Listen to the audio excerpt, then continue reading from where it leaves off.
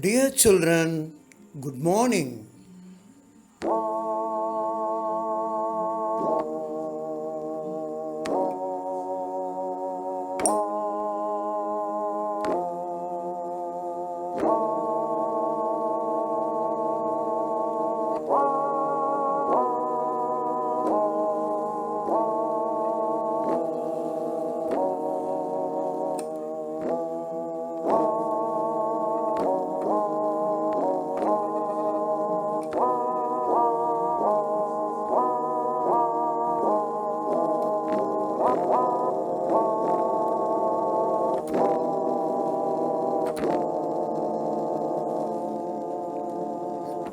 I know you are all wondering about the mysterious music. Why do I play such a music? Of course, today I am going to teach the most excellent story ever written by the great novelist H.G. Wells from your supplementary book, Lesson 5, entitled Footprints Without Foot.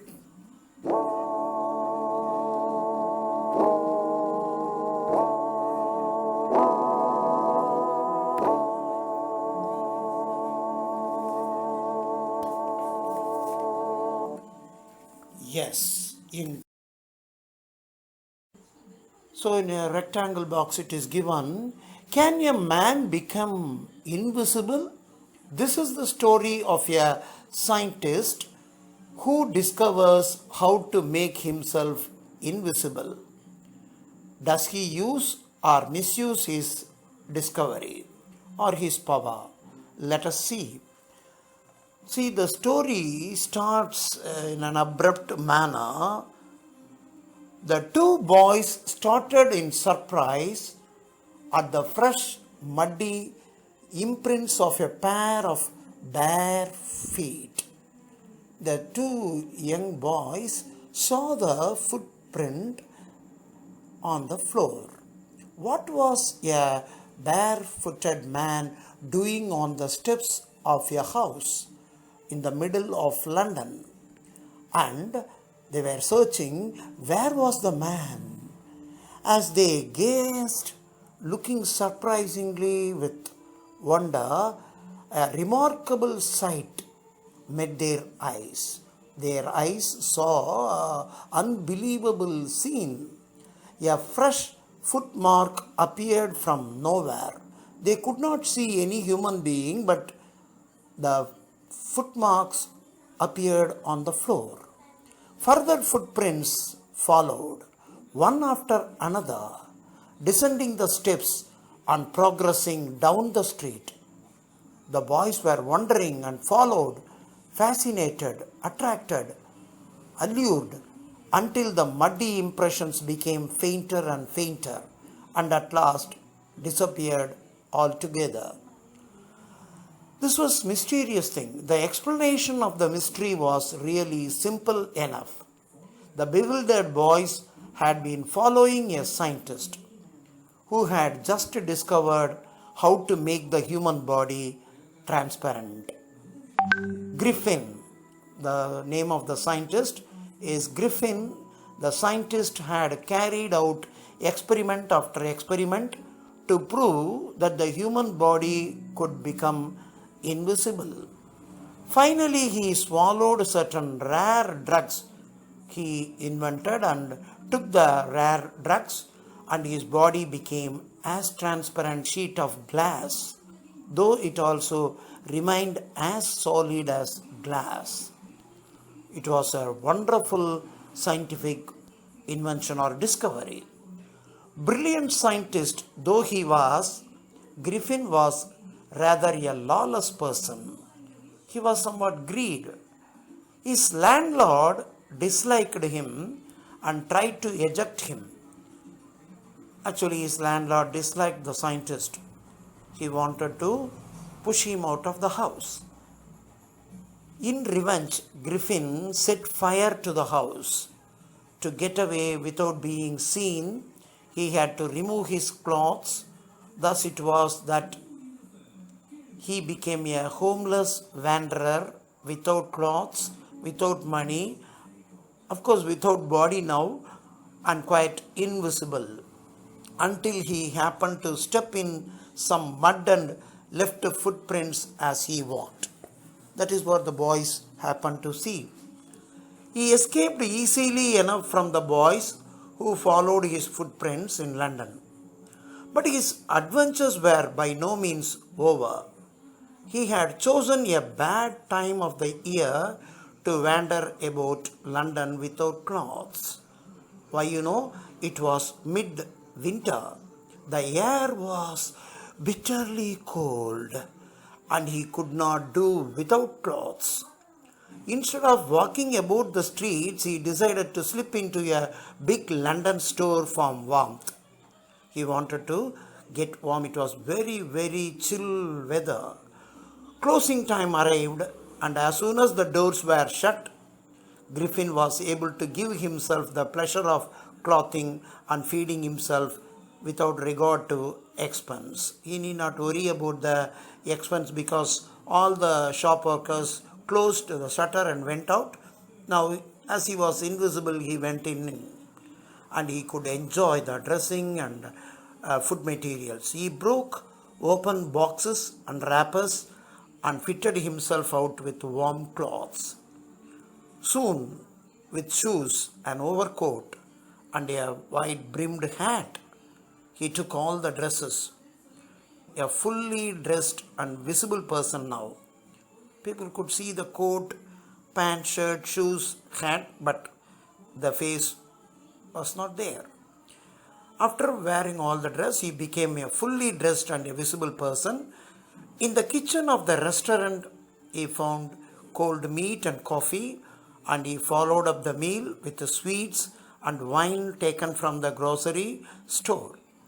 Finally, he settled down to sleep on a pile of quilts. Quilts means it's a kind of soft bed. He was decided to stay inside the store because it was already locked and the store servants and everybody left. He wanted to take rest there. If only Griffin had managed to wake up in good time in the early morning, all might have been well. If he had managed to wake up, but he did not. As it was, he did not wake up early morning until the assistants were already arriving next morning. When he saw a couple of them, one or two workers of the shop entered, approaching, he panicked. Panicked means P-A-N-I-C-K-E-D. Panicked means was in a way was afraid. And he began to run. They naturally gave chase.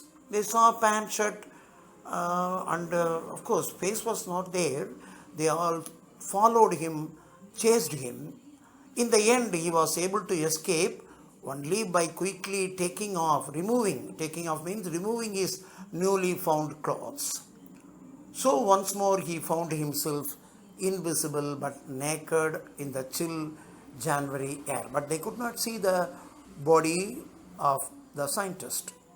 This time he decided to try the stock of a theatrical company in the hope of finding not only clothes but also something that would hide the empty space above his shoulders, the face.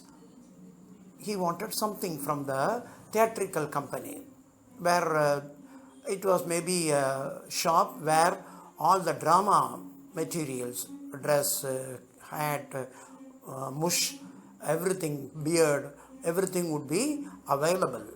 Shivering with cold, he hurried to Drury Lane. It's a particular place where all the theatrical companies were located, the center of the theater world, maybe drama world, where all the dramatical materials for dramas were available.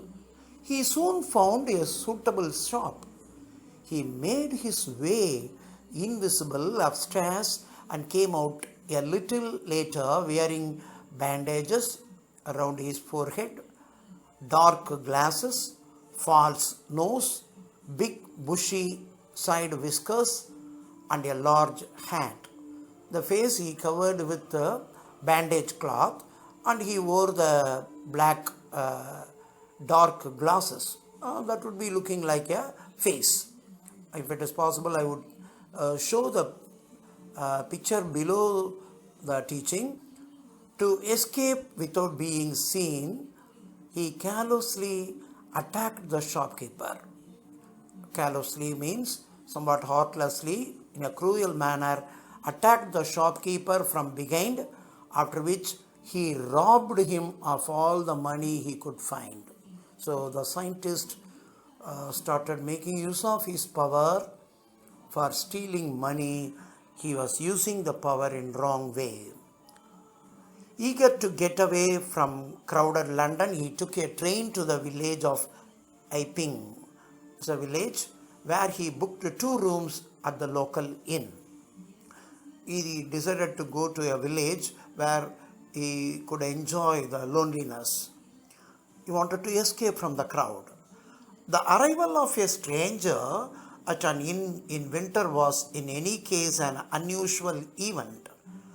A stranger of such uncommon appearance set all tongues wagging, means all the people started talking about his appearance. Mrs. Hall, the landlord's wife, made every effort to be friendly, but Griffin had no desire to talk and told her, "See, madam, my reason for coming to Iping, this place, is desire for solitude." What do you mean by solitude? He wanted to be alone. Loneliness. "I do not wish to be disturbed in my work. I want some privacy. Besides, an accident has affected my face. That's why I am wearing bandages." That was the convincing reply to the landlord's wife. Satisfied that her guest was an eccentric scientist, of course, they thought he was a strange scientist, and in view of the fact that he had paid her in advance, Mrs. Hall was prepared to excuse his strange habits and irritable temper. But the stolen money did not last long, and presently Griffin had to admit that he had no more ready cash. He did not like to give the stolen money to the landlady, landlord's wife. He pretended, however, that he was expecting a check to arrive maybe next day. At any moment, he was ready to pay. The landlord's wife accepted and gave room.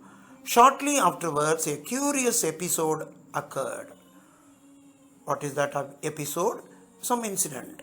Very early in the morning, a clergyman means a male priest in the church, and his wife were staying in the inn, maybe it is like a lodge. Wife were awakened by noises in the study room. Moving slowly downstairs, they heard the chink of money being taken from the clergyman's desk. Some invisible person was taking his money. One coin fell down. The chink means the sound of the money. Clergyman was wondering who was stealing. He could not see anyone. Without making any noise, and with a poker grasped firmly in his hand, the clergyman flung open the door. He wanted to catch hold of the poker, means a thief, and he was shouting, "Surrender!" He wanted to open the door, flung open the door and asked to surrender. Then to his amazement, his surprise, he realized that the room appeared to be empty. He and his wife looked under the desk and behind the curtains and even up the chimney. They searched everywhere, but they could not find anyone in the room. There was not a sign of anybody. Yet the desk had been opened and the housekeeping money was missing. They found the money was missing.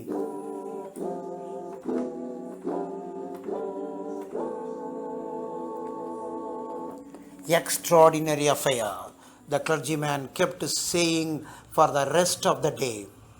But it was not as extraordinary as the behavior of Mrs. Hall's furniture a little later that morning. Another episode, the landlord and he are very early and were surprised to see the scientist's door wide open. Usually it was shut and locked, and he was furious if anyone entered his room. Scientists used to get angry, but that time it was wide opened. It was a great surprise. The opportunity seemed too good to be missed. The chance was very rare. Landlord's wife and landlord wanted to check the room of the scientist. They peeped round the door, saw nobody, and decided to investigate. They wanted to check where was the strange scientist. The bedclothes were cold, showing that the scientist must have been up for some time. And stranger still, the clothes and bandages that he always wore were lying about the room. How could a man who met with accident could remove the bandage soon? It was really a surprise. All of a sudden, Mrs. Hall heard a sniff, that is breathing sound, very close to her ear. It's really a wonderful thing. Somebody was moving very close to her, but she could not see. A moment later, the hat on the bed spot leaped up and dashed itself into her face. Then the bedroom chair became alive. It started moving. All these incidents are beautifully written by the great science fiction writer H.G. Wells. Children, if you see this incident as a movie, it will be really enjoyable. Of course, at the end of teaching, I will tell you about the movie which was made based on this story. Springing into the air, it charged straight at her, legs foremost. As she and her husband turned away in terror, the extraordinary chair pushed them both out of the room and then appeared to slam and lock the door after them. The chair, moving chair, it's like looking like a magic. The moving chair pushed them. For them it was moving chair. For the readers, we could understand the chair was moved by invisible scientist. Mrs. Hall almost fell down the stairs in hysterics. She was shouting like a mad woman by seeing the moving chair. She was convinced that the room was haunted by spirits. She believed that room was haunted by some ghost, and that the stranger had somehow caused these to enter into her furniture. She thought the strange scientist was making a ghost to enter into chair and all the furnitures were moving. My poor mother used to sit in that chair, she moaned. She was making a low sound. To think it should rise up against me now. That was the chair of my mother, but it was moving to hit me now. The feeling among the neighbors was that the trouble was caused by witchcraft. They thought it was somewhat black magic somebody was doing. But witchcraft or not, when news of the burglary at the clergyman's home became known, burglary means theft, money was stolen. The clergyman came and told the strange scientist was strongly suspected. Everybody suspected the strange scientist of having had a hand in it. They suspected that scientist might have taken the money. Suspicion grew even stronger when he suddenly produced some ready cash. After some time he paid the money all of a sudden, though he had admitted not long before that he had no money. The village constable was secretly called for. Sent for means called. Instead of waiting for the constable, Mrs. Hall went to the scientist who had somehow mysteriously appeared from his empty bedroom.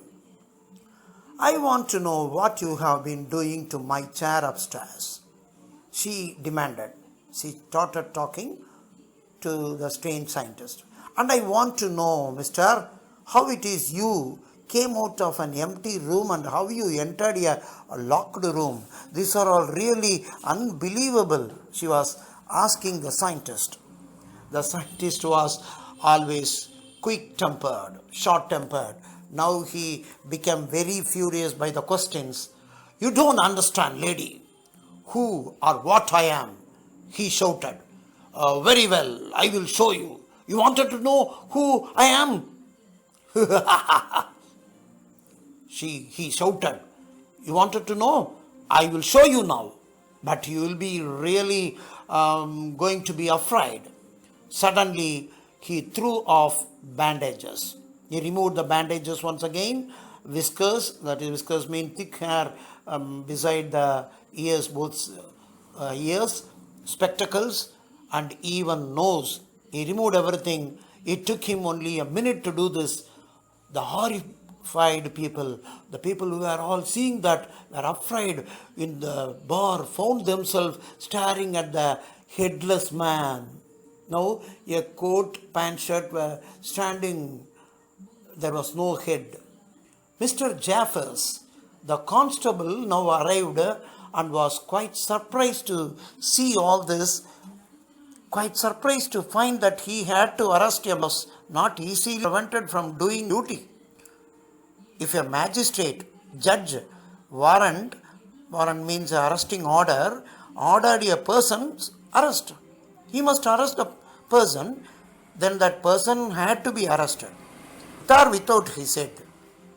There followed a remarkable scene as the policeman tried to get hold of a man. He wanted to catch hold of the hand of the invisible scientist, who was becoming more and more invisible as he threw off one garment after another.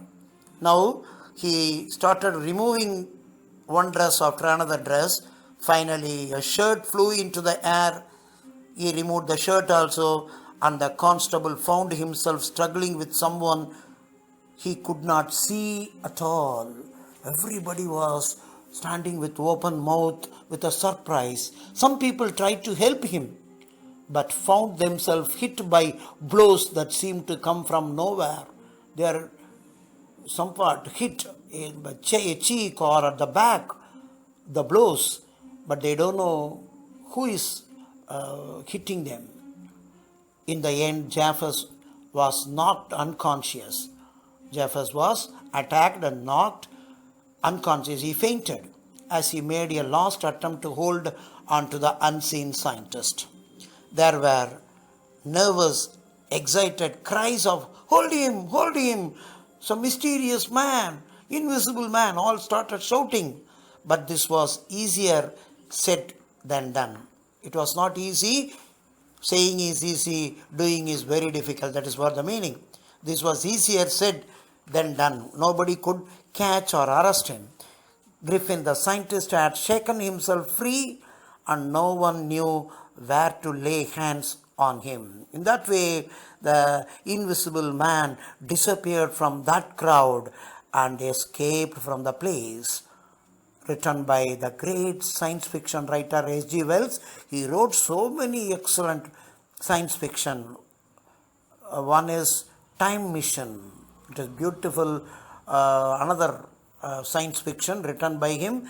The great Hollywood director Steven Spielberg took that theme and had made wonderful 3 parts, Back to Future, which I enjoyed a lot. Of course, Invisible Man has been made many times as a Hollywood movie, part 1, part 2. Even in 2020, in the month of March, a latest part was released, and the same theme was made as many times as a movie. One is The Hollow Man, part 1, part 2, and all available in YouTube, in everywhere. You can go and see, you can enjoy the science fiction. From the story, what moral we came to know? Of course, we must use great power, if we get, for the good of humanity instead of personal gains. That is what the theme of the wonderful story, Footprints Without Foot. Okay, children, I hope you have enjoyed. After enjoying my teaching, take the non-detailed book. You also read once again and enjoy the story. After that, in my pink file guide, you can go through the summary. Okay. All the best.